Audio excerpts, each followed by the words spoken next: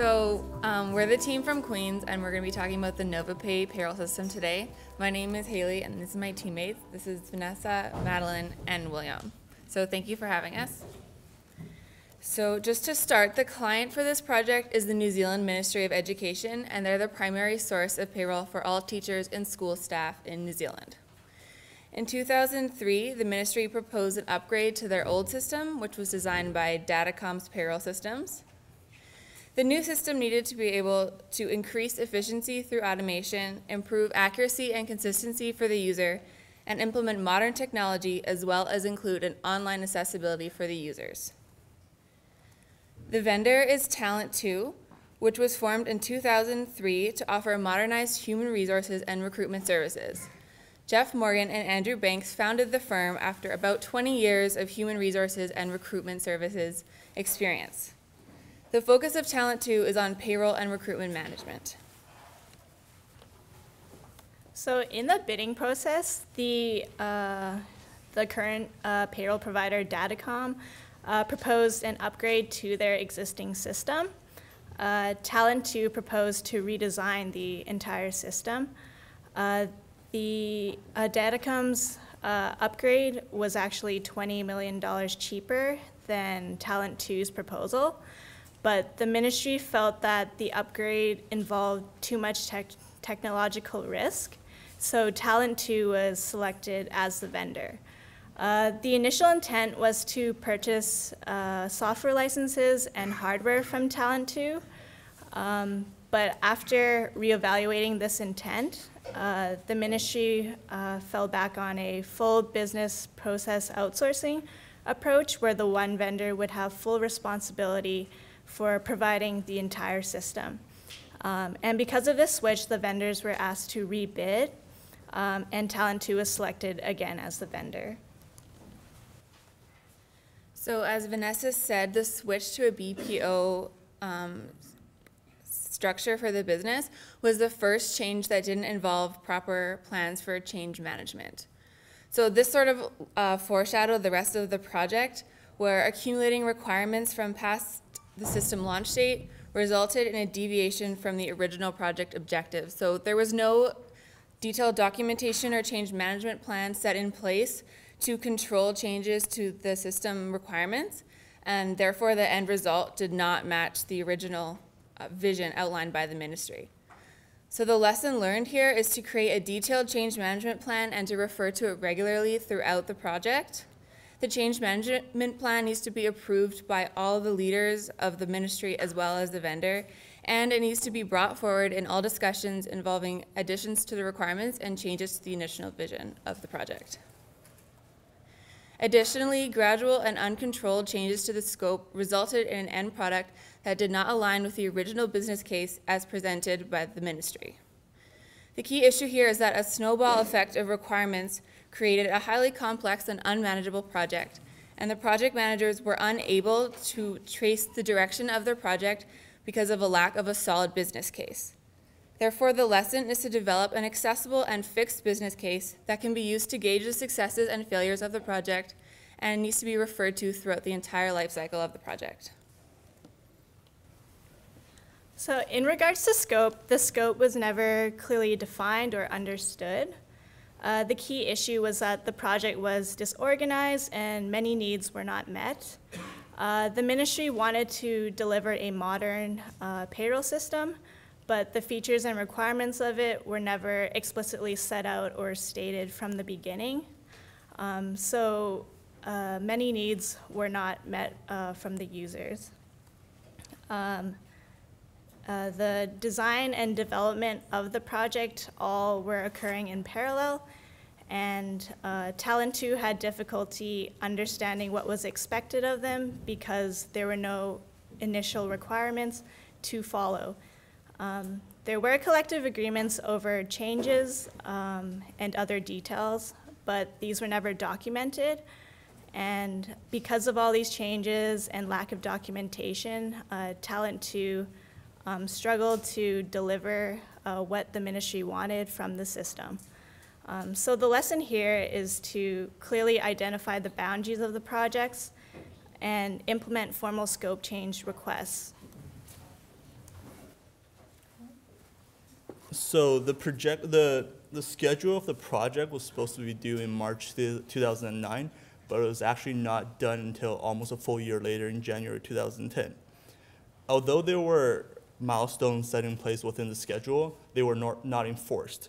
So this, in combination with previous things mentioned by Haley and Vanessa, such as scope creep and unclear scope definition, made the situation worse. So the lessons learned here is to utilize these milestones set in place to make sure that the schedule is on track.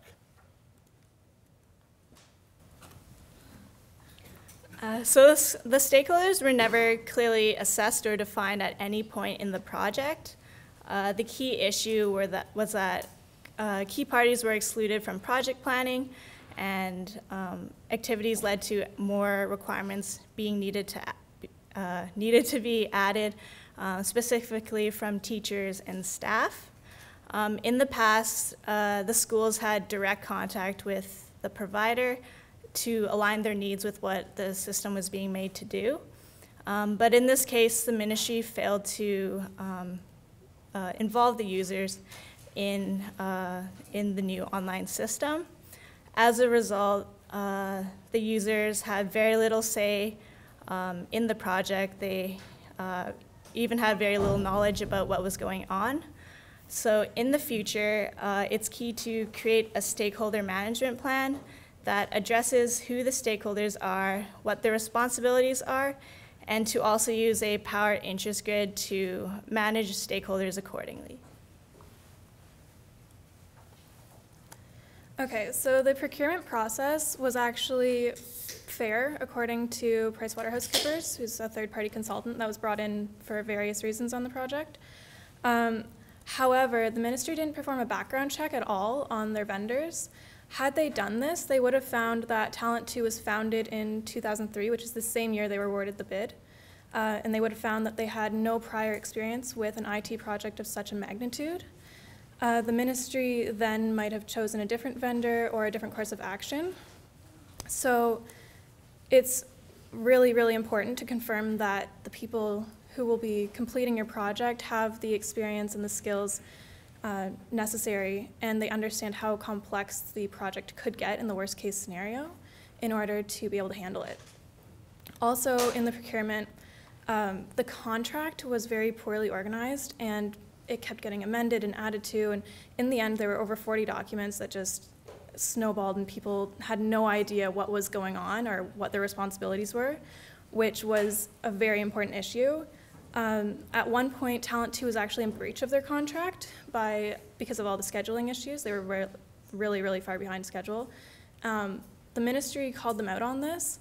However, Talent 2 actually said to the ministry that it was expected for a project of this size to be so far behind schedule and that they couldn't do anything about it. And the ministry backed off, which I think is another big issue. When your vendor is in breach of contract, I think you kind of need to push it, and hopefully that helps get your project back on track, back on schedule. So in the future, clearly defined objectives and consequences in contracts would be key. So from the very beginning, the functionality of the program was the priority. They want a functional and efficient and reliable product that can handle the amount of traffic that comes from the increasing numbers of staffs. Compared to the quality of the product, the budget and schedules weren't as deterministic. So what ended up happening is, because of the pressure from the issue, they weren't able to test the products in time, so they launched the product online without the necessary testing, which resulted in over 100 flaws. And this pretty much just crashed the system. So the lesson learned here is to have a fully functional quality control plan that includes the amount of time that's required for the testing within the schedule. In terms of risk, the risks involved in this project were not properly assessed and the impacts were not properly identified. The product was launched, again, without the proper testing. So the lessons learned here is to utilize a risk management plan that identifies the risk, analyzes the impact, and also suggests ways to mitigate such risks.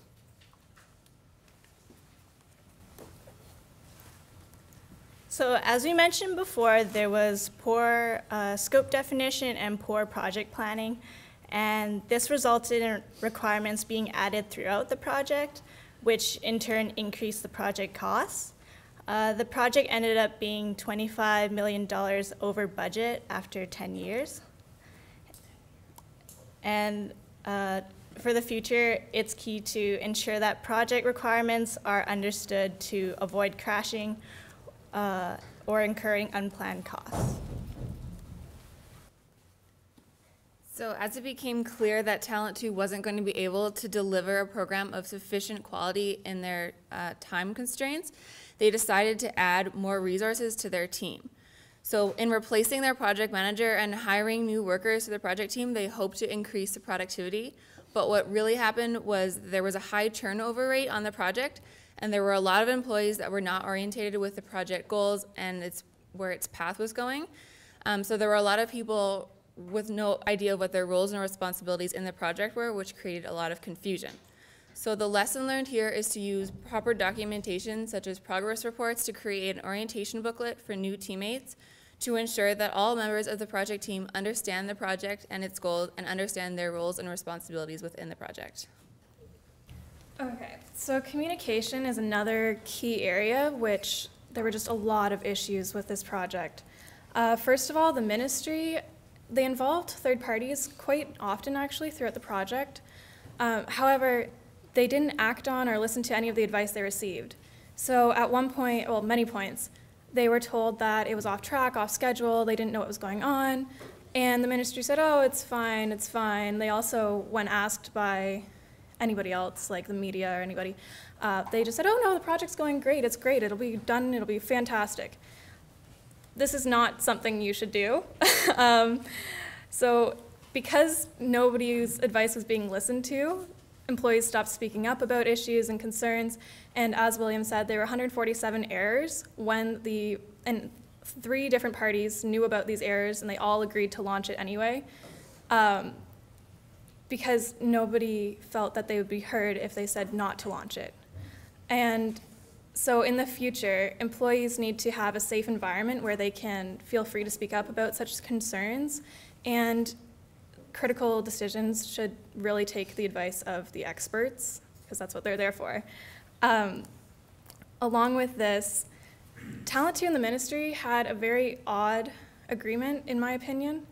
They had an agree to agree clause, so when they couldn't come to a collective decision on how to handle any sort of situation, they would postpone making the decision until everybody could agree on one course of action. This left a lot of requirements and scope undetermined for a very long time, which led to a lot of the other issues that we've already mentioned. So conflict resolution, decision-making plans, those sort of things need to align with your project, and everybody should be very clear on what they are and how complex everything is. Finally, the Talent 2 and the ministry did not identify who needed to know what and when and why, so there were a lot of issues here as well. Talent 2 wouldn't tell the ministry when they were having problems or didn't know what they were supposed to be doing. The ministry didn't tell Talent 2 when they had new requirements. And the ministry itself hadn't ever handled an IT project, and Talent 2 hadn't handled one of such a magnitude, and nobody talked about how to facilitate such a project. So in the end, the users, after the launch date, had very, very little support from Talent 2, as they weren't equipped to handle the magnitude of issues that they had. And it resulted in very, very long wait times for the teachers and school staff. People were overpaid and underpaid, and it was just a very bad outcome. So in the future, communication plans should also include how to be constructive in talks, the degree of transparency required between the parties, and how to communicate and support your users after closing out your project. So in conclusion, the key area that could be improved on are to have a proper, high-quality project management plan, as well as the change management plan. There also needs to be clear scope definition from the very beginning, as well as a realistic schedule that incorporates all the necessary testing to mitigate the risks. And that concludes our presentation. Are there any questions? I was wondering actually about your process for coming up with the presentation in your paper. Did you kind of divide the knowledge areas and kind of each researched it and kind of got together and kind of compared notes, or how did that? Well, we kind of all did some research of the entire thing, but then we divided up specific areas that we want to look for. For example, I was looking at risks, scheduling, and they were looking at communications and other areas, and then we put them together at the end. So great presentation, guys. I just wanted to say it seems like a common thing, all these particular areas. There was no mention or very little of it around risk management. Clearly there is a lot of areas that clearly could have been avoided, and wanted to find out from you where you thought that might be inserted into how they might manage or handle risk on the onset of this project. So there were a lot of risks, as you said, because of the magnitude of the project and how many people it was affecting. Like, it was going across the entire Ministry of Education, all the schools in New Zealand. And I don't think, so Vanessa said in the beginning that they thought the upgrade had too much technological risk compared to a complete redesign, and to me that seems backwards. I would think that making a completely new system would have more risks than using something you already have and making it better. So I think that perhaps they lacked the understanding of the IT project, because as I said, the ministry had never done an IT project at all. And I really think that to know more about the risks, they should have consulted other experts before even initiating the project. A lot of the risks, I think, were in the delivery of it, and they had that right in the quality was the most important thing, because the users needed to be able to use it right away, right? But I think they definitely, communication between the parties was also something they didn't really take into consideration, and that's also a risk in itself, because when you don't know what's going on in your project, nothing can really go right. So I think there was definitely a lot of improvement there. I would like to comment more on that. I think it also goes back to the lack of a structured decision-making plan, because they actually did do a lot of research on the risk, and they asked IBM to do a risk analysis, and the IBM team told them that the risks weren't as high as they thought to redesign it. But because of miscommunication and conflict opinions within the team, they choose to ignore that fact. So it all goes back to decision-making as well, in terms of risks. So I'm particularly intrigued by the change management plan area that you discussed. And by the way, you did a great job. I actually learned a lot too from your presentation. So it felt very similar to what I experience at work on a day-to-day basis, so great job. So from the change management perspective, I was intrigued by how you said, a lot of the stakeholders weren't aligned, and you defined the problem statement very clear. They weren't all on the same page about what the scope was. They were throwing money at it, etc. But did you give any thought to what that ideal scenario might have looked like? Like, if you were out in the working world right now, how would you go about aligning those stakeholders? What would you have done differently? Well, I think the first most important thing that they failed to do at the beginning was sit down and say, this is our first project like this, so there's going to be unknowns, and we need to find a way to manage those before they crop up. So what happened is they sort of had an idea of what they wanted to get to at the end, and that was good, but when things started happening that they couldn't anticipate right away, they didn't have a plan to adapt those things right away. So they should have sat down at the beginning and said, this is how we're going to manage these things that crop up. We're going to have a meeting here. We're going to involve these people for these kinds of reasons. Like, they should have made kind of a more detailed plan. An agreement. And then, and then sort of kept going back to it as needed, instead of just adding, one more thing on the list of things to do. Also, just to add on to that, the previous system incorporated the users and talked to them to see what they needed, and Talent 2 didn't do that, the ministry and Talent 2. And I think that was also a big mistake, because when you don't really know what you're getting into, I think you can fill in a lot of the blanks from the people who've already been using a system for years, and you can even just send out a simple survey by email to some of the schools and see what people want in their system or what they need that hasn't been addressed in the past years, right? So I think that was a big issue. Thank you. Excellent presentation. Just have a question on, you mentioned that the three parties agreed to launch the product, although they knew that there are more than 140 bugs. I know certain projects, the decision to launch, knowing that there are issues, can be due to like the business value of launching versus delaying, could be the contractual penalties, etc. Is there any data to support that? Because you mentioned that one of the ideas you thought that this happened because employees did not have the chance to speak up and to say no. Is there data to support that assumption? Or could it actually be that this was a calculated risk that the three parties chose to launch knowing that, you know, they could incur, you know, penalties, etc. if they delayed it? So I think it's a bit of both, really. When we were researching this, we found reports from the government of New Zealand because it was such a big disaster. They did their own inquiries and such. And employees actually gave statements saying that they didn't speak up. They found that the environment was really harsh and that nothing they did was ever good enough or right and nobody would help them. So I think that was definitely part of it. But I agree because this project had been extended and extended and extended, and at a certain point, things do become more complicated than that, right? It's the how much more money are we going to put in this before we just launch it anyway, right? How much more time, how many more resources can we really throw at this thing until we just have to deal with the consequences? So I agree that that's definitely played a huge role in it because they were so far behind schedule. It took, I think, almost 12 years to launch this program when it was supposed to take less than that. And they missed all of their testing phases. They were originally supposed to roll it out in 3 phases. The first being to a select group of schools, in which case they would address a number of the errors, and then they would bring it to a school district, and they would have other errors that they encountered, and they would address those, and then hopefully the system was good enough to give to everybody. But because of all of the delays, they couldn't do this, like the rollout that way. And so then they decided to launch it all at once because they couldn't wait any longer. So it was definitely part of what you were saying, played a huge role in that, for sure. Very good. Catherine at the back.